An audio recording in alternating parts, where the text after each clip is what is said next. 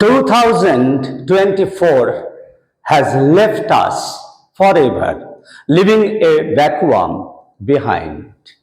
But a newer one has filled the vacuum in a jiffy.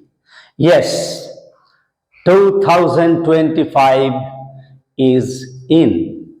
Dear friends, my relatives, my office colleagues, Facebook friends, doctor friends, engineer friends, political leaders who love me, and the people who like me and those who don't.